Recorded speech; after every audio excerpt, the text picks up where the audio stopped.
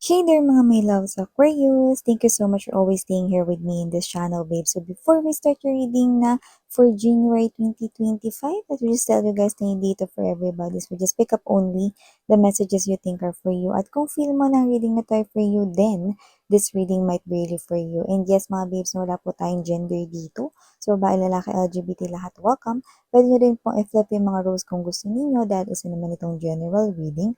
And at the end of the day, palagi po kayong may free will na free yung gamitin anytime, anywhere. So, yan mga babes, no timeless din ito. Kaya naman, just take only what resonates. And, yun nga, no, kung hindi nyo pinost, meron pa po tayong other channel. Link ay nilagay ko sa description box ng reading na to. Kaya kung interesado kayong tumambay dyan din, kita-kita din po tayo dyan. So, yun nga mga babes, so let's go ahead and check this January 2025 reading para sa'yo. Aquarius.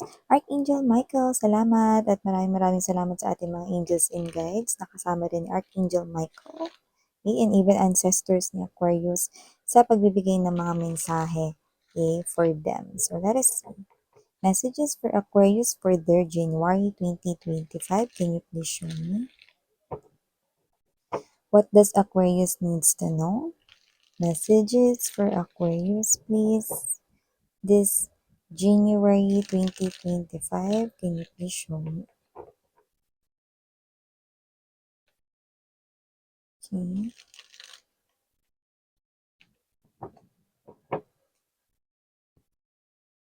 Parang ang daming gustong sabihin sa inyo ng cards, mga babes, no?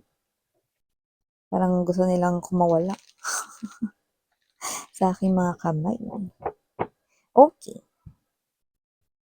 So, let us see. So, Aquarius, mga babes, you have here the Six of Coins, Seven of Cups, Star card energy, Hermit, Ten of Wands, Knight of Swords, Knight of Wands, Knight of Cups, daming Knights, 3 Knights, no? So we also have here for you guys, bottom of the deck, Seven of Swords energy, Four of Coins, and the Chariot card. Babala lang, meron tayo ditong wang-wang, no? So meron tayo nakikita dito mga babes na napaparating pa lang sa January 2025. Medyo mabulaklak siya magsalita. Alam mo yung energy niya yung parang nag-aral siya ng ganun or nahasa siyang ganun. So, nakikita ko manggagancho siya at malapit na siyang dumating. Yung iba kahit na bago pa lang mag-start yung January 2025, pwedeng ma-meet mo na yan. Ingat lang kayo sa kanya, manluloko po yan. Possible na may kinalaman rin sa pera. Okay? So, nakikita ko rito na magaling lang siya magsalita pero posibleng scammer siya. Or possible rin mga babes no, na mandurugas itong tao na to. Sasabihin ganito yung portion lang na kinita ninyo or ito yung portion pero meron pa pala siyang malaking mas nakamig, no? So may ganong klase, tuso, no? Kunwari ganito, legit naman yung sinasabi niya, pero pag naging partner na kayo dito sa pagkakaperahan na to, possible na dahil alam niya yung pasikot-sikot dyan, mas malaki pa pala yung kinita ninyo. So, ang alam mo, yung kinita ninyo ay malaki, pero hindi mo alam, mas malaki pa pala yung kinita ninyo, no? Kinamig niya yun, yan, no? New energy yan, mga babes, no? Pero for some reason, possible na kakonect siya sa isang tao na kilala mo na or malapit sa buhay mo, pero walang kinalaman yung taong kakonect mo, ha? Or walang kinalaman yung friend mo, kung sino man yung kakilala niya rito, no? Dito sa ganitong klase ng gawain nitong person na to. Okay? So, yun yan. Kasi baka maisip nyo na may kinalaman siya, pero wala. Yan. Ingat no, umpisa pa lang ng taon, meron na agad na umaaligid.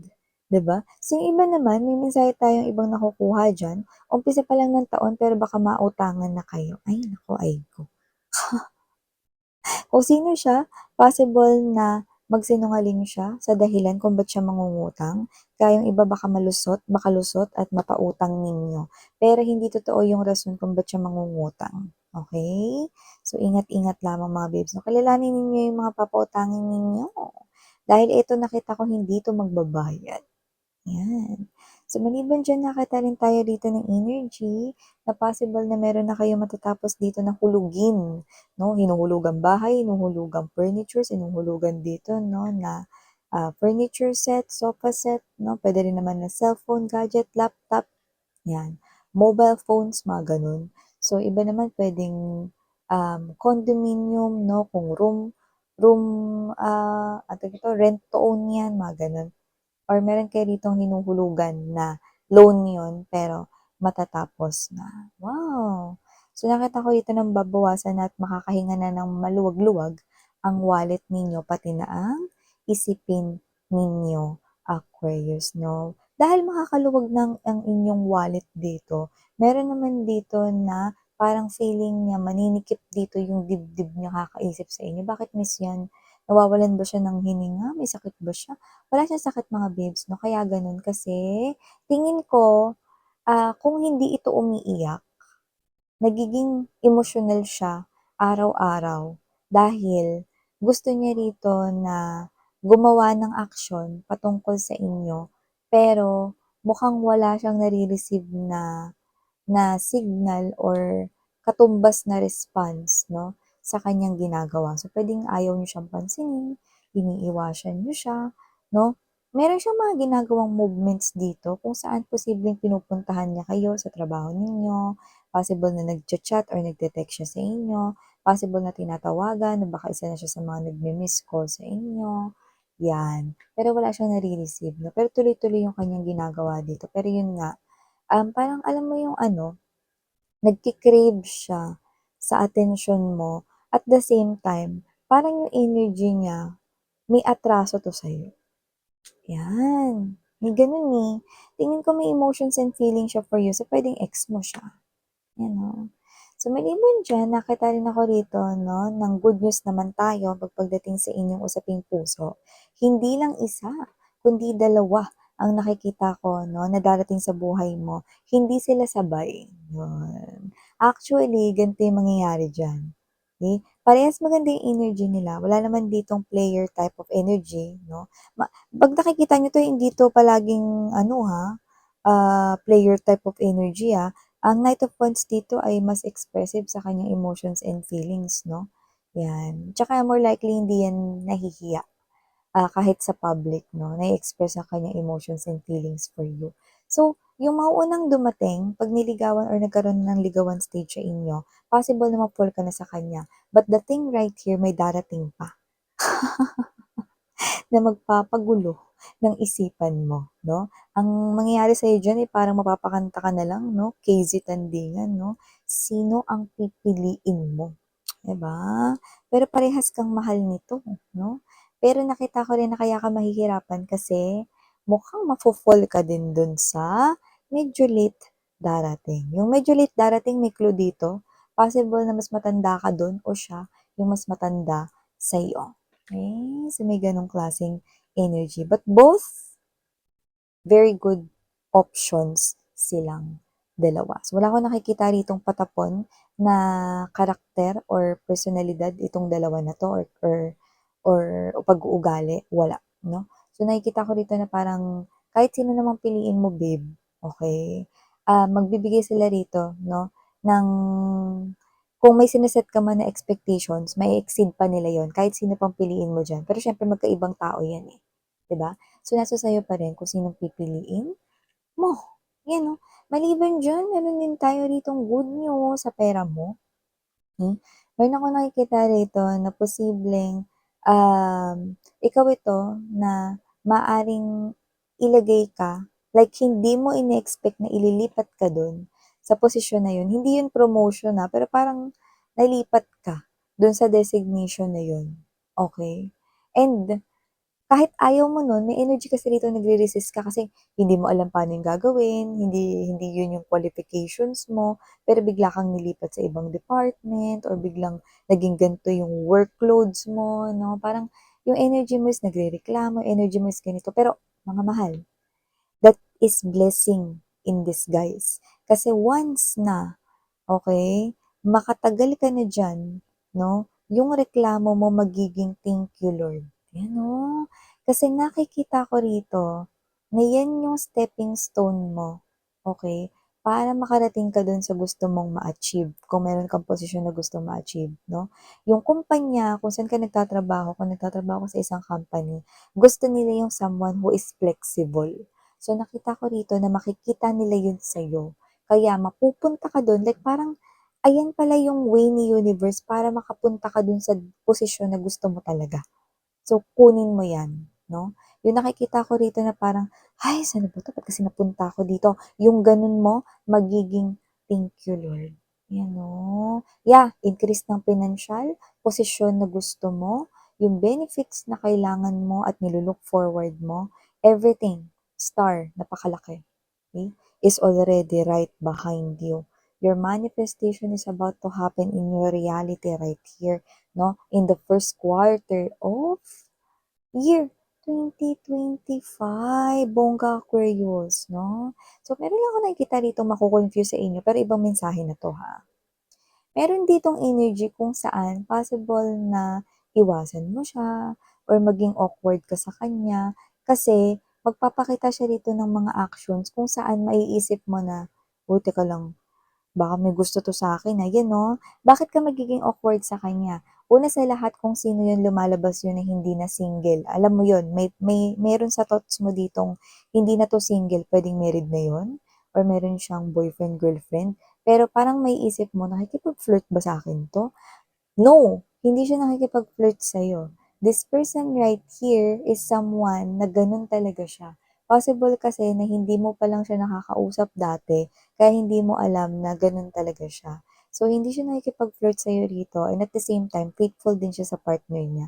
So, no need na maging awkward sa kanya. So, tingin ko mga babes 'no, hindi mo 'yun malalaman agad-agad, okay. So, parang sa kalaunan mo pa 'yun malalaman. So, tingin ko mami-mistaken mo siya na parang may gusto siya sa'yo pero wala. Hindi sa sinasabi kong hindi ka kagusto-gusto, sweetheart, kundi yung energy niya rito 'no is something na magbibigay sa'yo ng parang confusion kasi masyado siyang mabait, masyado siyang nice. Kaya parang maiisip mo na, "Oh, baka may gusto 'to sa'kin or what." Wala, okay. So, hindi kailangan na ano tsaka magiging partner mo siya rito sa isang project 'no or kung negosyo man ito makakasama mo siya rito sa ibang mga situations kaya, nakikita ko rito 'no na maganda na alam mo na ito 'no, in advance para hindi ka na maging awkward 'no, kasi mahirap magtrabaho 'pag awkward ka dun sa partner or kasama mo sa work or job. Yan, lumunok lang mga babes 'no, tuloy-tuloy kasi yung pagsasalita natin. So yun mga babes, nakita ko lang rin dito, ingat 'no sa kalsada, posibleng kung hindi kayo rito maagawan ng gamit, possible na may malaglag rito, lalo na yung mga humuhugot diyan sa bulsa, yung mga may panyo diyan sa bulsa ta's naglalagay ng pamasahe sa bulsa, 'yan, okey? Yung clue rito is yung mga energies na hindi naglalagay ng masyadong pera sa wallet. Parang kunwari nasa ATM lang lahat tapos parang 'pag kailangan lang maglalabas lang ng pera sa ATM gano'n. Yung tipong kunwari pamasahe mo 100 nilagay mo lang sa iyong bulsa, yun na yung pera mo, gano'n. Tapos if ever maaari pa yun na malaglag kasi hinugot mo yung panyo mo, 'di mo nakita, 'di mo namalayan nahulog pala yung 100 mong pamasahe, 'di ba? So may gano'n. Kaya naman, okey, just take how this resonates 'no. Tingnan maigi 'no, lalo na yung mga humuhugot diyan sa bulsa, yun 'no. Paghugot niyo tingnan niyo muna, "Ay nalaglag ba? Check baka nalaglag yung pamasahe ko, ano. So, whether nasaan man kayo, nasa kainan, restaurant 'no, at kung saan-saan pa, eh, kahit simpleng naupo lang kayo somewhere 'no, check niyo pa din before you leave the place 'no. 'Yan, minsan kasi parang 'di na natin namamalayan lalo na 'pag may ibang laman yung isip natin, 'no, katulala tayo gano'n 'no, or may iba tayong iniisip, 'yan 'no.